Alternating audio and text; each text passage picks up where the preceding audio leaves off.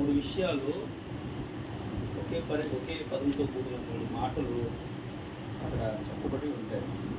మొదటిగా చదవండి. నేను ఎల్లప్పుడూ యెహోవాను సన్నిధించెదను, నిత్యము ఆయన కీర్తి నా నోట నుండెను.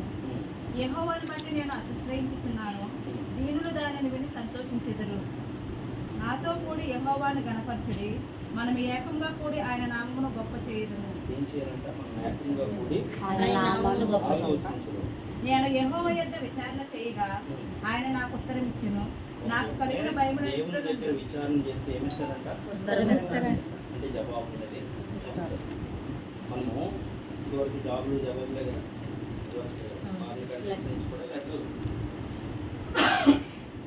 ఆ లెటర్లు అనేవి మళ్ళీ సమాధానం కోసం లెటర్ వేసుకుని సమాధానం కోసం చూసి, అలాగే దేవుని సన్నిధిలో దేవుని దగ్గర నువ్వు మనుషుల దగ్గర కాకుండా దేవుని దగ్గర విచారణ చేస్తే దేవుని దగ్గర చెప్పుకుంటే ఖచ్చితంగా నీకు జవాబు వస్తుందని మొదటిగా చెప్తున్నాడు.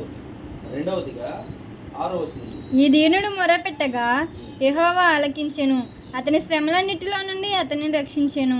రెండవదిగా కూడా ఆయన ఏమన్నాడంటే ఆయన సమాధానం ఇచ్చేవాడే కాకుండా నువ్వు మొరపెడితే నిర్లక్ష్యం చేసేవాడుగా చూడలేడు.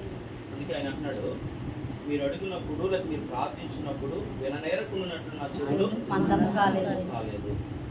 అంటే దేవుని ఎలా ఉన్నాయంటే ఇద్దరు నీతిమంతులు లేకపోతే ఇద్దరు విశ్వాసులు కూడి నడిచినా లేకపోతే కలిసి మాట్లాడుకున్నా యెహోవా అంటే చెవి యొక్కి ఆలోచిస్తారు.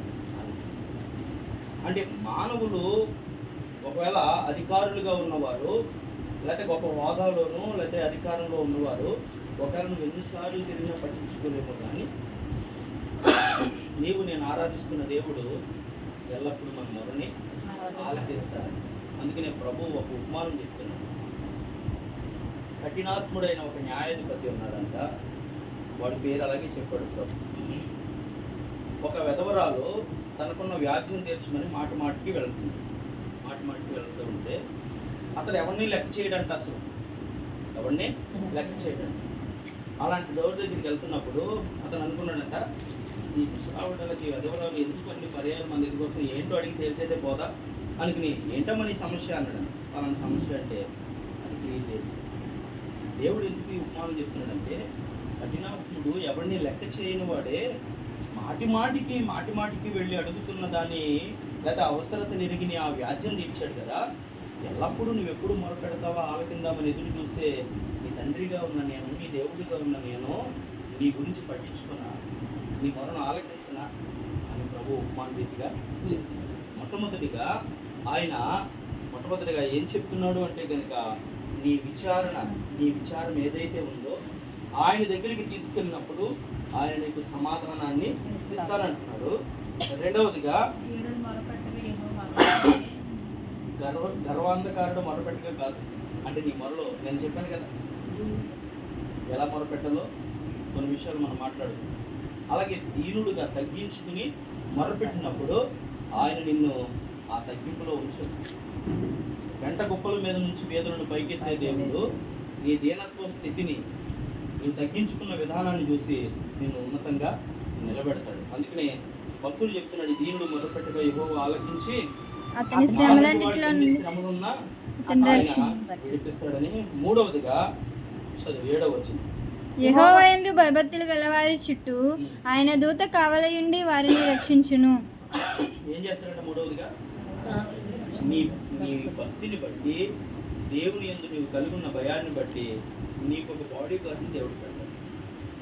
ఎక్కడున్న వాళ్ళు బాడీ గార్డ్ని గన్మెన్స్ని పెట్టుకుంటారు కదా, లేదా బౌన్సర్లను పెట్టుకుంటారు. లేకపోతే ఇంకా ప్రైమ్ మినిస్టర్ హోదాను బట్టి కేటగిరీ మారిపోతుంది. ఇప్పుడు సీఎం గారు ఉన్నారంటే జెడ్ కేటగిరీ కొంటారు. ఇంచుమించు 20 మంది గన్మెన్స్ అవని బౌన్సర్లు అవని వారిని దాటి శత్రువైన వాడు వెళ్ళాలి. కానీ దూతని దగ్గర పంపిస్తూ ఉంటే దూతకి ఎంత బలమో తెలుసు. ఒక దూత వచ్చి 85,000 మందిని సంహరించింది ఒకే ఒక దూత. అలాంటి దూతను నీకు ఏం చేస్తానంటున్నాడు?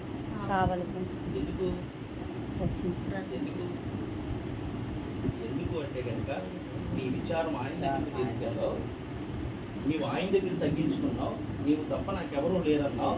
అందుకనే నిన్ను కాపాడేవాడు కునుకడు నిద్రపోడని సెలవిచ్చిన దేవుడు నీకు అపాయం రాకుండా ఏ కీడు తగులకుండా నిరంతరము నేను కావలుగా ఉంటానని సెలవిచ్చిన దేవుడు ఆయన ఒక దూతను నీకు సర్వెంట్గా పెడుతున్నాడు. ఆ దూత ఎప్పుడు కూడా నీకు ఏ హాని కలగకుండా కాపాడుతుంది. 3 విషయాలు చెప్తున్నాడు. దాంట్లో కొంచెం ధ్యానం చేద్దాం. చదవండి. 3వ వచనం చదవండి ఒకసారి. నాతో కూడి యెహోవాను గణపరచుడి, మనము ఏకంగా కూడి ఆయన నామమును గొప్ప చేయుదుము. అంటే ఈ ఉద్దేశం ఎవరిది? సూర్యబాబు గారు కదా. ఈ కుటుంబం మాతో కూడా రండి, దేవుణ్ణి గణపరచండి, దేవుని నామాన్ని గొప్ప చేద్దాము రండి అంటున్నారు. ఎందుకంటే వారికి వచ్చిన ఆలోచన ఇది. వారి కుటుంబంగా చేసుకోకుండా నాతో పాటు రండి అంటున్నారు. ప్రభు ఇలాంటి విషయాల్లో చాలా ఉపమానాలు చెప్తారు. 10 నాణ్యాలు కలిగిన ఒక స్త్రీ ఒక నాణ్యం పోగొట్టుకున్నప్పుడు దీపం వెలిగించి ఇల్లంతా ఊడ్చి ఆ నాణ్యం దొరికినప్పుడు తన తోటి చెలికత్తులందరినీ పిలిచి నాతో పాటు ఆనందించండి, సంతోషించండి. ఎందుకు అంటే కనుక నేను పోగొట్టుకున్న నాణ్యం అనేది నాకు మరలా దొరికింది. ఆ నాణ్యాల గురించి ఒక సందేశమే ఉంటుంది. ఆ నాణ్యాలు ఎందుకు పోగొట్టుకుంటే అంత కంగారు పడిందో ఆ విషయాలన్నీ దేవుని చేతి మీద మరలా ఒక మెసేజ్ కింద చెప్తూ పోయింది దొరికిందని సంతోషిస్తుంది. అలాగే సూర్యబాబు గారు చెప్పిన సాక్ష్యం ఏంటంటే, నేను తొలిటి దినాలలో 16 సంవత్సరాల క్రిందట అన్య ఆచారాల్లో ఉన్న నన్ను ఆత్మదేవుడు ఆకర్షించి నిజదేవుడు నన్ను పట్టుకుని ఆ అన్యత్వంలో నుండి ధన్యుడిగా చేసిన నా దేవునితో సహవాస సాంగత్య సంబంధాలు ఎంతో బాగుండేవి. ఆధ్యాత్మిక స్థితిలో నా కుటుంబం అంతా ఆనందించేది.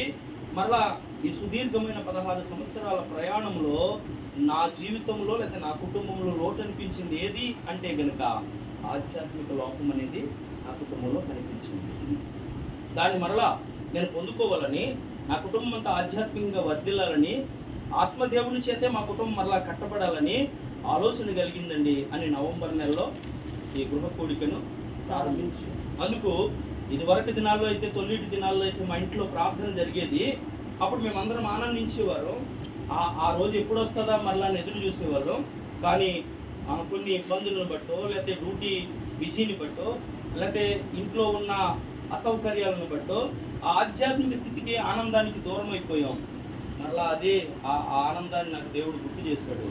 మరలా దాన్ని అనుభవించాలని ఆశ కలిగింది అని 2025వ సంవత్సరము నవంబర్లో వారి ఆశ కలిగిన ప్రాణాన్ని తృప్తిపరచడానికి దేవుడు అలనాడు ఆ పోయిన పాత సంవత్సరంలో ప్రారంభించబడిన ఈ నెలసరి గృహ కూడిక ఈ నూతన సంవత్సరంలో ఈ 4వ మాసము నేటి దినం వరకు కూడా నడిపిస్తున్నాడు. ఆయన యందు నిలిచి ఉంటే, ఆయన మీద ఆధారపడితే ఇక ముందుకు కూడా ఆయన నడిపిస్తున్నాడు. మొట్టమొదటిగా వాక్యం ఏమని చెప్తుంది అంటే కనుక, ప్రకటన గ్రంథంలో కూడా ఏమని చెప్తుంది అంటే కనుక, నువ్వు మొత్తం ఏ స్థితిలో పడిపోయావో జ్ఞాపకం తెచ్చుకో. మనం పడిపోయిన స్థితిని జ్ఞాపకం తెచ్చుకోవాలి. అప్పుడు మనము మొదటి స్థితిని జ్ఞాపకం తెచ్చుకుంటే మరలా క్రియను చేయటానికి ప్రారంభిస్తాం. నువ్వు ఏ స్థితిలో పడిపోయావో ఆ స్థితిని జ్ఞాపకం చేసుకుని మొదటిగా క్రియను చేయి అని చెప్తున్నాడు. పద్మాసు దేహంలో ఉన్న యోహాను గారు ఆ ప్రకటన గ్రంథము రాస్తుంది. అదే ఆయన గుర్తించి మొత్తుండిన స్థితికి దూరం అయిపోయిన ఆధ్యాత్మిక ఆనందాన్ని మరలా పొందుకోవాలని ఈ గృహ కూడికను ఏర్పాటు చేశారు. ఆ గృహ కూడికలో 6 మాసాల్లో కూడా దేవుడు మాట్లాడుతూ వచ్చాడు. నేటి దినం కూడా ఆయన మాట్లాడుతున్నాడు. ఏమిటి అంటే గనక, నీవు ఎల్లప్పుడూ నన్ను స్తుతిస్తే గనక, నిత్యము నా కీర్తి నీ నోట ఉంటే గనక నీ విచారణ నేను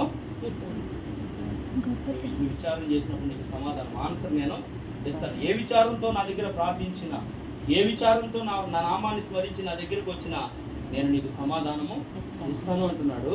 రెండవదిగా, నీవు నా ఎదుట తగ్గించుకున్నావు కనుక, నీ దీనత్వాన్ని బట్టి నీవు దీనుడిపై నాకు మొరపెట్టావు కనుక నేను ఆలకిస్తాను.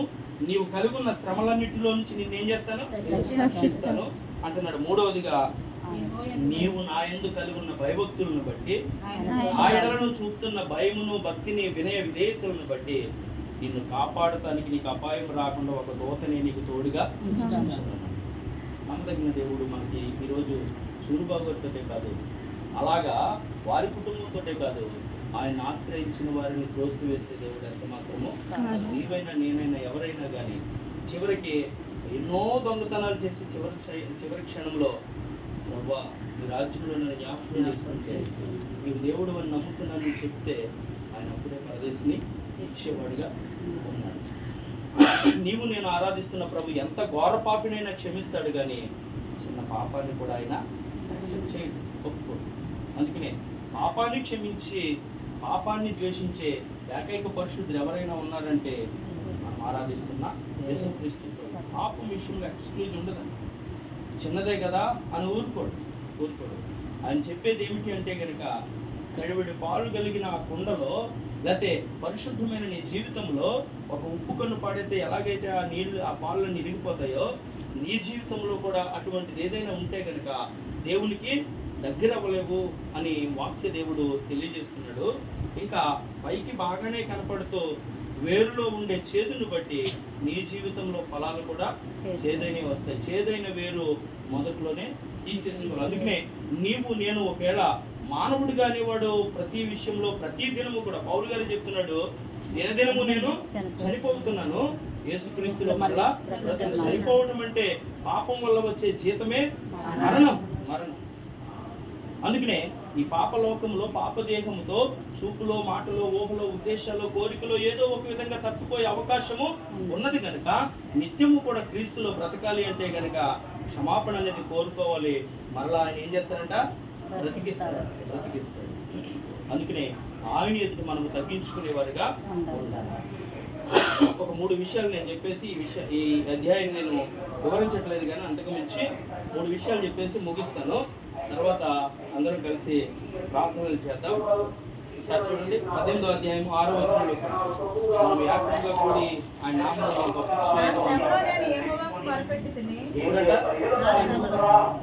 అన్ని బాగున్నప్పుడు మర్చిపోతారు. అందరూ అన్ని బాగున్నప్పుడు ఎప్పుడు జ్ఞాపనిస్తారు? తప్పిపోయిన కుమారుడికి తండ్రి ఎప్పుడు జ్ఞాపం వచ్చాడు? కడుపు కాలిపోయి పందులు కూడా ముట్టుతో గెంటేసినాయండి. మేము తాగి ఆ పొట్టుని ఆ గింజను నువ్వు తినేస్తే మాకెక్కడికి రా బాబు అని చెప్పేసి ఆ ముట్టెట్టు గెంటేసినాయి.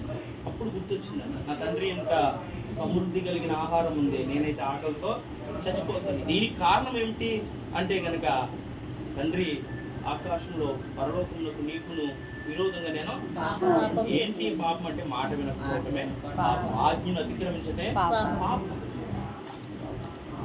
అలాగా ఆ టైంలో గుర్తు చేసుకున్నా తండ్రి అంట మనసులో ఆలోచన ఎదిగిన దేవుడిగా ఉన్నాడు. ఒక అడుగు కుమారుడు వేస్తే పైనుంచి దిగి వచ్చి పరుగున కుమారుడి దగ్గర తండ్రి లేడా, తండ్రి దగ్గర కుమారుడు వచ్చాడా? కుమారుడు వస్తున్నాడు అని తెలిసి తండ్రి పరిగెత్తి కుమారుడి దగ్గరికి వెళ్ళిపోయి మెడ మీద పడి ముద్దు పెట్టుకుని సిప్పు తొడిగించి కొత్త బట్టలు కట్టించి ఉంగరం పెట్టించి మరలా విందు చేయించి. అంటే దీంట్లో ఏమైనా పాపాలని పాపం బట్టి లేకపోతే కోప్పడిది శిక్షించేది ఉందా? అలాగే ఎంత ఘోర పాపి అయినా ప్రభు దగ్గరికి వచ్చి పాపాలు ఒప్పుకుంటే దీనత్వం చూపిస్తే మొదలుపెడితే తూర్పుకి పడమర ఎంత దూరమో అంత దూరం నేను ఆ పాపాలను చేస్తానన్నట్టు మరలా గుర్తు చేసుకున్నాను. అందుకనే చదవబడిన మాటలో మనం ఏం చేయాలంట?